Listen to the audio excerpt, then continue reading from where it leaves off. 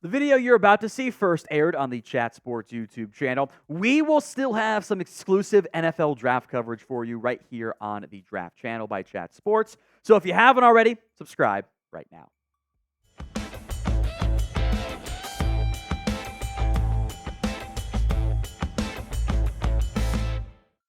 On today's NFL Daily, we will break down the Mel Kiper final NFL Draft Big Board. We'll do his top 32 since he went beyond his normal 25-man list that he normally cuts himself off at. No change at the top. It remains Caleb Williams, the quarterback out of USC. He will end up being, of course, the number one pick in this year's class. What is going to be different from others, including myself, is Jayden Daniels is number 2 on list. Mel's had him pretty highly ranked for a good portion of this draft process. He is the second overall player. He is my number 3 quarterback, though. We'll get to my number 2 later on in this video. Marvin Harrison Jr. checks in at the 3rd spot. That's actually my number 1 overall player. I know he didn't do a lot of the pre-draft stuff. You don't need to. He's going to be an easy top 5 pick this year. Odunze is the 4th ranked player and the number 2 receiver on this list. He's number 3 among receivers for me, but number 5 overall. Basically, what happened is Malik Nabers and Odunze kind of flip spots from that perspective. I'm actually super high on Nabers. I'll make note of my board. I have number 2 overall, so it seemed like maybe the Giants will end up getting a really good player there. Different spots in terms of the quarterback rankings, but both Mel and I have Drake Maye at number 6 overall. Curious where he goes. Is it New England? Is there a trade-up scenario? Is it the Giants, the Vikings? Curious where Mel puts him in his final mock draft as well. Brock Bowers, number 7. Sometimes it's weird when you have the exact same spot and player and everything with Mel, and that's exactly what happened here. I've got him number 7. Joe Alt, the first offensive tackle on Mel's list, the number 1 ranked player there. Number 8 overall. These are all, I think, pretty easy consensus first-round picks. There's, of course, some difference of opinion, but most people are going to have those top 8 guys, at least 7 of the top 8 guys when I feel about the quarterbacks, Maye and Daniels, pretty highly up on their boards.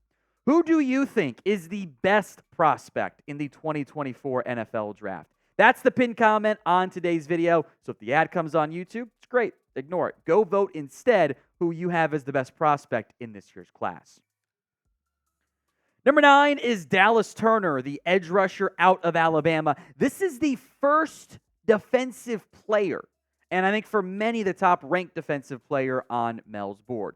One of Mel's favorite players is Troy Fautanu out of Washington. There are a lot of things to like about his game, and I'll give Mel credit as well here. He was earlier on Fautanu than most people. He had him pretty highly up early on in the draft process, and he ended up cracking my top 15 as well. J.C. Latham. This is actually the first player on Mel's board I don't have a true first-round grade on. It's my cheater coward grade, first, second, where like, I'm scared and I'm going to be a baby about it. But he's still a top 25 player for me. I just worry a little bit about the athletic ability. Can he truly hang as an outside tackle, or does he have to move on the inside or not? Either way, he's going to go pretty low. I think he's a great fit for Chargers, by the way, if they trade down. Latu, number 12 on this list. And I wonder, by the way, if Mel putting him so highly up on the board means he got pretty good news on the medical side. Maybe he did. Maybe he's just ignoring the medical altogether. That's going to be the determining factor. Because you can make an argument he's the best defensive player in the class. It's a question of, does that surgically repaired neck that got him medically disqualified at Washington hold up? Fashanu here out of Penn State, number 13 overall. I actually have him in my top 10. I know for many he's been kind of like a slider to an extent, like going from top 10 to, more top 15-ish range. But I see great athletic ability, great pass protection ability at left tackle. That's pretty good thing to have ranked pretty highly as far as I'm concerned. Today's show is made possible by Game Time. You shouldn't have to worry, like maybe you're worrying about who your team's going to take this year, but you shouldn't have to worry about getting tickets to your next event. That goes for sports, that goes for concerts, comedy, theater, and more. Game Time takes the guesswork out of buying tickets, especially if you're waiting for prices to drop as the event gets closer. Two things I am a big fan of when it comes to Game Time. Number one is the view from your seat. It allows you to actually get a feel for where you're going to be sitting, and you can move your phone around kind of like a live photo to get the actual overall view so you know what to expect when you arrive. If you can find a zone deal for an event, you should absolutely do it. With zone deals, you pick the section and Game Time picks the seats for big time savings in the process. So download the Game Time app, create your account, and use code CHATSPORTS for $20 off your first purchase. Terms do apply, but create your account at GameTime.co. Redeem code CHATSPORTS, ChatSports, for $20 off. Download Game Time today for last-minute tickets, the lowest price, all guaranteed. Cooper DeJean is 14th on Mel's big board. This is, I think, a pretty consensus first-round pick. The concern that I have is, okay, how does he hold up in man coverage? The straight line athletic ability is really good. There is a reason why he skipped the agility drills altogether. I think there is a bit of a quarterback boost going on here, but J.J. McCarthy comes in at number 15 overall. He will be a divisive prospect because he wasn't asked to do a lot at Michigan, but he did make a bunch of plays on third down. The coaches all love him. He has arm strength. He has mobility. He has a tendency to struggle throwing more downfield to the left. I think that can be fixed with some minor, mostly footwork adjustment. Tends to be an overstrider. He's going to go early, maybe earlier than most even expect. Taliese Fuaga out of Oregon State. I love his game. I am higher on him than Mel is. I have him at 9th overall on my board. My concern going into the combine was we know he's a good power player. We know he has the arm length, which was kind of weird. Does he have the athletic ability? Those questions were answered for me. He tested incredibly well, and I feel good about his ability to hold up on an island at tackle. Brian Thomas Jr. at number 17 overall out of LSU. Again, you don't find players, there's a lot of these guys here, mostly come along the offensive line because you don't find guys who are that big and move quite that well. Well, Brian Thomas Jr. is certainly one of them. Just under 6'4", ran in the 4.3s. We'll see where the fourth receiver ends up going behind the big three. I think he's going to go pretty early. Speaking of speed, Xavier Worthy, number 18 overall. He has the ability to just fly past corners. Now, he's undersized. He's really skinny, and that will be a turnoff for some teams, especially if that happened with John Ross, etc. But he's got a real chance to go in round one. I think at some point, if you're watching the ESPN broadcast for some reason and not our broadcast, you'll see, best player available, Xavier Worthy will be number 1. 19, Graham Barton out of Duke. Again, there is some disagreement on where he's going to end up playing. Is he a left guard? Is he a center? Can he hold up at tackle with some arm length concerns? I think center, where he played his freshman year, is going to be his best spot. Kind of under the radar because it was a pro day testing and not combine testing. Off the charts athletic ability. We're talking top tier stuff there. The tackles are going to go early. Where does a probably non-tackle end up going? Quinyon Mitchell at number 20. This is actually my number 1 corner as well. He cracked my top 15, though. He's actually number 11, which I was a little bit surprised he ended up being that when I stacked it all when it was said and done. Mitchell just ahead of Terrion Arnold, who is number 21 on Mel's board, 20th on my board. I've got my cheater first-round grade there. I think both guys have a real chance to be the first corner taken, depending on who's picking where. So who do you think is the first cornerback drafted this year? QM for Quinyon Mitchell or TA for Terrion Arnold? Jared Verse is number 22 on this list. He was actually my last first-round graded player. I have 18 first-round grades here. Most teams aren't going to get more than maybe 20 in a good year. Verse was a little inconsistent and streaky this year. There were some dominant games he was kind of MIA as well. But there's a lot of athletic ability and production to enjoy there. I am prepared to risk it all for Amarius Mims. The overall athletic ability, the size, when he has played, he's been very good. The line I keep coming back to is this. He's not raw. He's just inexperienced. But small sample sizes can be deceptive.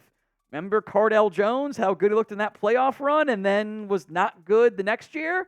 That's the downside you run into there, of course, different position, but that's the downside with Mims. Number 24 is Michael Penix Jr., the quarterback out of Washington. And I don't think there was any player I struggled with in terms of evaluation and valuation than Penix. There's a lot to like as a pure drop-back pocket passer. He's got good arm strength. He's generally accurate. I think the precision sometimes wasn't the best, and he got bailed out by an elite supporting cast on the offensive line and at wide receiver. And there's the giant medical red flags. He's had multiple surgeries on his shoulders and knees. That's not a good thing for a quarterback. He's a little bit older, but he played awesome this past year for the Huskies. I think he goes round 1. I also think calling him the best-kept secret in the NFL draft was a wild statement to make because he just played in the college football playoff championship game and was the second place finisher for the Heisman Trophy. Everyone knows who he is. How is he a best guy? It didn't make any sense to me.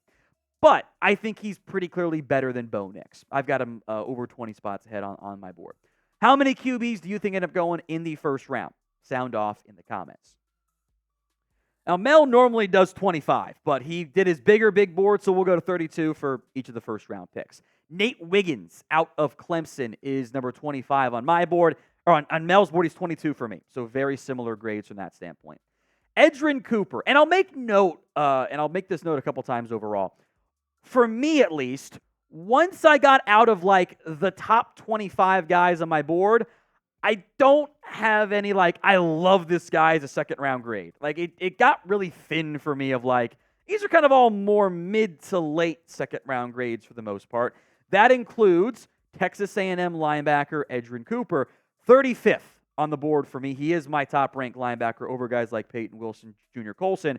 But this range-ish gets a little bit thin of like, I have to rank somebody that high. Byron Murphy out of Texas, I am actually much higher on. I've got him at 16 on my board. I was a little bit surprised Mel had him so low. There is a chance he goes in the top 10, depending on how the board falls for the Chicago Bears. Darius Robinson, 28th, 10 spots higher than what I have. I have him at 38. He's just a tweener. He was way better at defensive end this year as an edge rusher, but he also kind of doesn't have the great athletic to stay at edge. But he was better at edge than DT, but he profiles as a DT. It just makes him kind of a weird tweener. I think a team like Arizona, though, makes a lot of sense for him in the back end of the first round. Chop Robinson will have a lot of fans and people who don't like him. I have him at, again, second round grade, so like I got to rank somebody highly. He's 26 for me. I love the athletic ability. That first step is special and frankly rare. It's going to be among the best in the NFL from day one. But despite that first step and all those athletic gifts, why wasn't he getting sacks or even that great of pressure rates? Like that's a concern for me because you should do more with those gifts. Mel and I have Tyler Guyton graded almost identically. In fact, actually, we do. We're both at 30 for him. Second round grades. But he does scare me. I think he is more raw than he is inexperienced, although he hasn't played that much either. It's a question of, do the athletic gifts get developed in the NFL? For Mel, Bo Nix is number 31 overall. I have him at 86, so I think we'll just leave it at that. Xavier Legette out of South Carolina, in a absolutely loaded wide receiver class. I have not said this on air yet. I have 19 receivers in my top 100 this year, which is by far the most I've ever had, and that doesn't even include guys like Brendan Rice and more.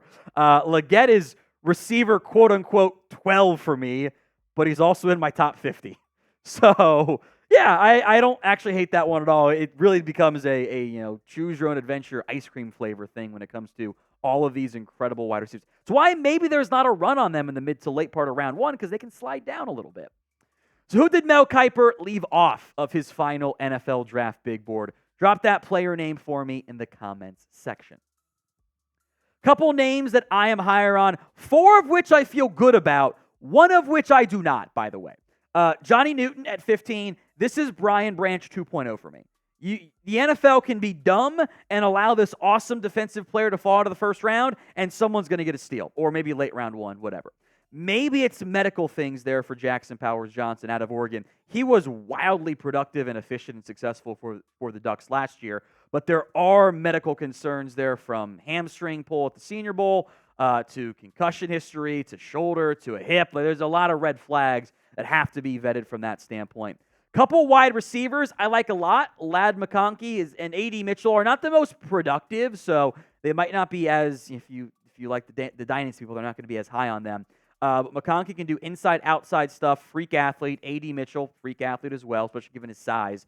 Also separated by like 10 spots between Mel and I, so not that big of a difference. I ended up putting Kingsley Suamataia very close to Tyler Guyton because I kept coming back to this part. What's the difference? Both guys are kind of inexperienced, maybe more experienced for Kingsley Suamataia, but great athletes who need some technique work. They're kind of in the same boat for me. But again, once we get out of that top like 25, 27, like I have to rank somebody in the top 32. I don't feel great about it. I would much rather take him in round 2, like more where Mel has him, than at that 32nd overall spot. But for me, it's kind of a thin group. Remember to subscribe if you have not already. We'll be live here for the 2024 NFL Draft on Chat Sports.